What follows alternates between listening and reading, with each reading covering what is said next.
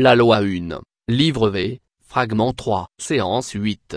26 janvier 1981. Jim, au début du Contactra nous avons reçu des réponses à des questions qui tombaient dans une partie portant à controverse de notre illusion de troisième densité. Pratiquement tous ceux qui étudient le paranormal sont fascinés à un moment ou à un autre par des théories de conspiration qui ont généralement trait à des groupes et individus, prétendument invisibles, dont il est dit qu'ils détiennent les réels pouvoirs, derrière les gouvernements et leurs activités dans le monde de nos jours. Ces théories prétendent généralement que les nouvelles que nous entendons et lisons concernant la politique, l'économie, les militaires, etc., ne sont que la partie visible d'un immense iceberg qui englobe divers plans de domination mondiale et opère au travers des activités secrètes de ce petit groupe d'élite d'humains et de leurs alliés extraterrestres. Les informations qui suivent tombent dans cette catégorie et sont le résultat d'une question de suivi posée au sujet des ovnis et de leurs sources. Vous noterez l'attitude incrédule de Don tout au long de cette série de questions. Nous avions décidé de retirer ces informations du livre de Tolophone.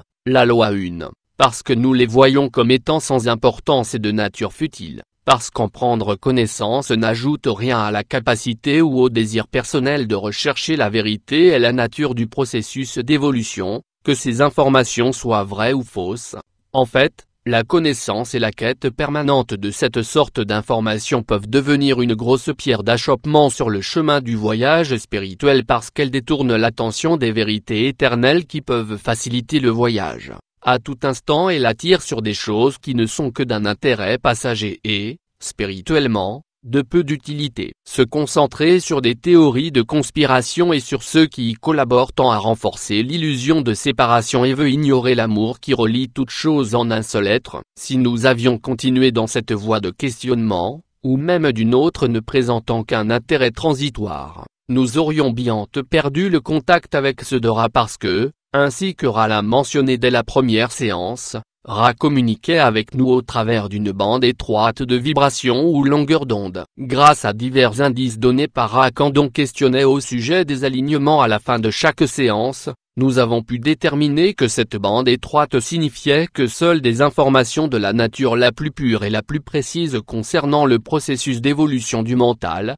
du corps et de l'esprit pouvaient être transmises avec succès de manière durable. Par l'intermédiaire de notre instrument. Poser à Ra des questions d'un intérêt éphémère aurait été comme de vouloir faire tourner un moteur délicat au pétrole brut. De nombreux groupes sont fascinés par des informations futiles d'une nature spécifique, terre à terre, de sorte que leurs informations sont polluées par des entités négatives qui remplacent graduellement les entités positives du début de leur contact. Rechercher des informations de cette sorte, c'est comme si vous déplaciez le curseur dans votre poste de radio, de sorte que vous tombez sur une autre station émettrice que celle que vous écoutiez au départ. Ce changement dans le désir d'information que le groupe recherchait à partir de son contact était un signal, perçu par ce contact, avertissant que ce qu'il avait à offrir n'était plus désiré. Or la loi du libre arbitre exige que seules des allusions légères soient faites à ce processus de désalignement, afin tous les choix faits par les membres de ce groupe soient entièrement le produit de leur libre arbitre. Lorsqu'un groupe continue à rechercher des informations futiles,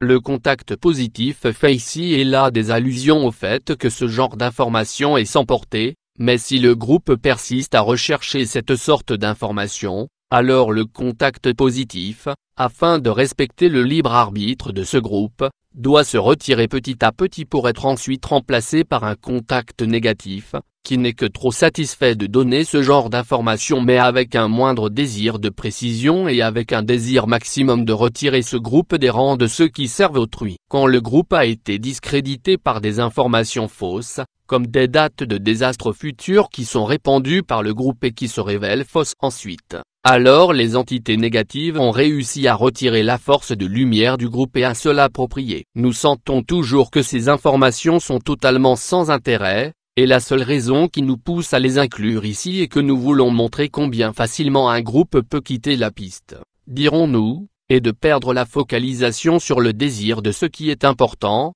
qui était à l'origine le but du groupe, le désir de servir autrui en rassemblant des informations pouvant aider à l'évolution du mental, du corps et de l'esprit. Dans 10 000 ans d'ici, qui se demandera qui a fait quoi à qui, sur notre petit grain de poussière tourbillonnant. Tout ce qui importera sera que l'amour peut être trouvé n'importe quand, dans chaque personne, dans chaque particule de la création unique, ou toute illusion de celle-ci. Il est à espérer que les informations obtenues par un effort tel que le contact Ra pourront aider d'autres entités de troisième densité à découvrir davantage de vérité et de progresser d'une étape dans leur voyage d'évolution vers le Créateur unique. Car là, tout ce que je peux ajouter ici c'est un appel à toutes les instances officielles, nous ne savons rien, nous ne faisons partie d'aucune conspiration, s'il vous plaît ne mettez pas nos téléphones sur écoute. Une fois de plus, Candon et moi-même avons appelé Andrija Puarich pour un contact mental en 1977, nous avons attiré l'attention de quelque agence qui a fait des ravages dans notre système téléphonique. Et comme il était inutile d'écouter nos conversations, les mystiques complotent rarement. Nous ne préoccupons vraiment pas de ce genre de choses et nous sommes juste tombés dessus par accident. Je voudrais souligner combien de ceux d'Aura paraissent ici ne pas être dans leur assiette par rapport à leur fermeté habituelle. C'est subtil mais aisé à percevoir. Le début de chaque réponse est normalement « Je suis Ra ». Cependant, à plusieurs reprises, dans ce fragment, cette signature est manquante. Le contact se désaccordait légèrement, je pense, à cause de la futilité des informations. Session 8, 26 janvier 1981. Interlocuteur, il y a une partie du texte d'hier que je voudrais lire, où vous dites « Un certain nombre d'atterrissages ont lieu. Certains de ces atterrissages sont le fait de vos semblables, d'autres sont le fait du groupe que vous connaissez sous le nom d'Orion. » Ma première question est, qu'avez-vous voulu dire par l'affirmation que certains des atterrissages sont dus à nos peuples? Ra, je suis Ra. Vos peuples ont, en ce présent de temps /espace, des compétences technologiques, si vous voulez les nommer ainsi, permettant de créer et faire voler la forme et le type de vaisseau connu de vous comme objet volant non identifié. Malheureusement pour le taux vibratoire du complexe mémoriel social de vos peuples, ces engins ne sont pas destinés au service de l'humanité, mais à la destruction potentielle. Cela accentue le brouillage du nexus vibratoire de votre complexe mémoriel social et provoque une situation où ni ceux qui sont orientés vers le service d'autrui, ni ceux qui sont orientés vers le service de soi, ne peuvent gagner d'énergie /puissance ouvrant un passage vers l'infini intelligent pour le complexe mémoriel social. Ceci, à son tour, fait en sorte que la moisson est pauvre. Interlocuteur, est-ce que ces vaisseaux, qui proviennent de nos peuples, viennent de ce que nous appelons des plans non incarnés actuellement? Où sont-ils basés? Ra, je suis Ra. Ceux dont nous avons parlé sont de troisième densité et font partie de ce qui est appelé le complexe militaire de plusieurs divisions ou structures sociétales de vos peuples. Les bases sont diverses. Il y a des bases, comme vous diriez, sous la mer dans vos eaux australes près des Bahamas, ainsi que dans vos mers du Pacifique, en divers lieux proches de vos cités chiliennes sur l'eau. Il y a des bases sur votre lune, comme vous appelez ce satellite, qui sont en train d'être retravaillées. Il y a des bases qui se déplacent près de vos pays. Il y a des bases dans, pourriez-vous dire, vos cieux. Telles sont les bases de vos peuples, très nombreuses et, comme nous l'avons dit, potentiellement destructives. Interlocuteur, d'où opèrent ceux qui font fonctionner ces vaisseaux? Sont-ils affiliés à une quelconque nation sur Terre? Quelle est leur source? Ra, ces gens viennent du même endroit que vous et moi. Ils viennent du Créateur. Comme vous présentez la question, dans son aspect très superficiel, ces gens font partie de vos gouvernements et d'autres gouvernements responsables de ce que vous nommeriez la sûreté nationale. Interlocuteur, dois-je comprendre que les États-Unis ont ces vaisseaux dans des bases sous-marines? Ra, je suis Ra. Vous avez raison. Interlocuteur, comment les États-Unis ont-ils appris les technologies permettant de construire ces vaisseaux? Ra, je suis Ra. Il y a eu un complexe mental /corps /esprit connu dans votre peuple sous le complexe vibratoire sonore de Nicolas. Cette entité a quitté l'illusion, et les papiers contenant les éléments nécessaires à la compréhension ont été pris par des complexes mental /corps /esprit servant votre sûreté de complexe divisionnel national. C'est ainsi que votre peuple a été mis au courant des technologies de base. Dans le cas des complexes mental /corps /esprit que vous nommez les Russes, les technologies ont été données par un membre de la Confédération, dans une tentative, il y a environ 27 de vos années, de partager les informations et amener la paix parmi vos peuples. Les entités ayant donné ces informations étaient dans l'erreur, mais nous avons fait bien des choses à la fin de ce cycle, pour tenter d'aider à votre moisson. chose dont nous avons appris la folie de certains types d'aide. Cela est un facteur de contribution à notre approche plus prudente à présent, même si le besoin est, force après force, plus grand, et l'appel de vos peuples de plus en plus grand. Interlocuteur, je suis intrigué par ces vaisseaux qui ont des bases sous-marines. Est-ce que ces technologies sont suffisantes pour faire de l'ombre à tous les autres armements? Est-ce que nous avons la capacité de voler dans ces vaisseaux? Ou bien s'agit-il seulement de vaisseaux de transport? Quel est essentiellement le mécanisme de leur source d'énergie? C'est vraiment difficile à croire, c'est ça que je veux dire.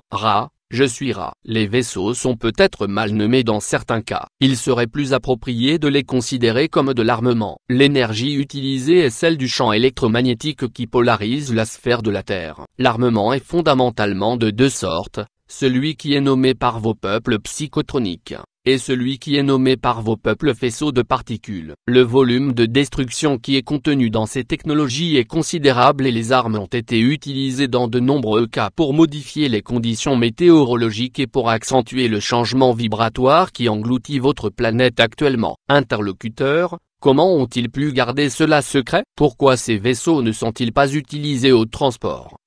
Les gouvernements de chacune de vos illusions de division sociétale désirent s'abstenir de publicité de manière à ce que la surprise puisse être intacte dans le cas d'un acte hostile de la part de ceux que vos peuples nomment des ennemis. Interlocuteur, combien de ces vaisseaux les États-Unis possèdent-ils? Je suis Ra. Les États-Unis en ont 573 en ce moment. Ils sont en train d'ajouter à ce nombre. Interlocuteur, quelle est la vitesse maximale d'un de ces vaisseaux?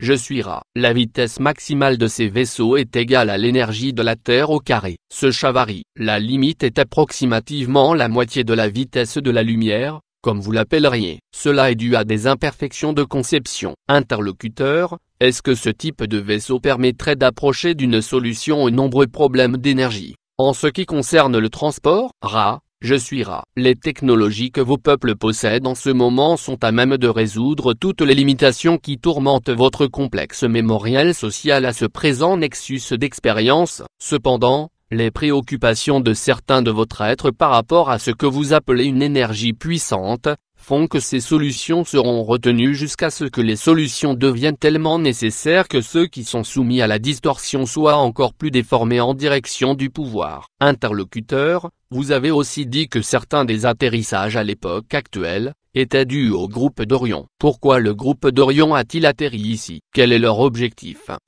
Je suis Ra. Leur but est la conquête, à l'inverse de ceux de la Confédération, qui attendent d'être appelés. Le groupe d'Orion s'appelle lui-même à la conquête. Interlocuteur, spécifiquement, que font-ils quand ils atterrissent?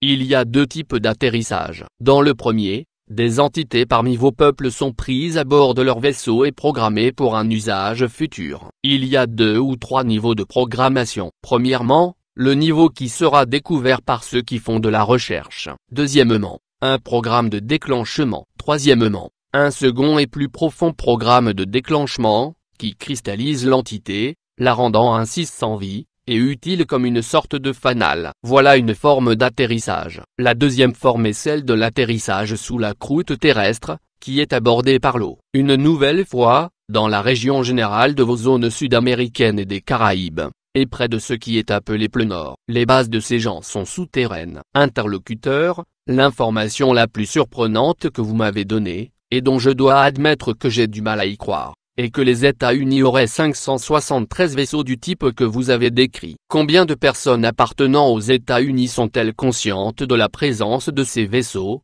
y compris ceux qui les pilotent? Je suis Ra. Le nombre de vos peuples varie, car il y a nécessité de communiquer en ce nexus particulier de temps/espace. Le nombre approximatif est de 1500. Il est seulement approximatif parce que, comme votre continuum illusoire de temps/espace se déplace de présent en présent, en ce nexus-ci, beaucoup apprennent. Interlocuteur, où ces vaisseaux sont-ils construits?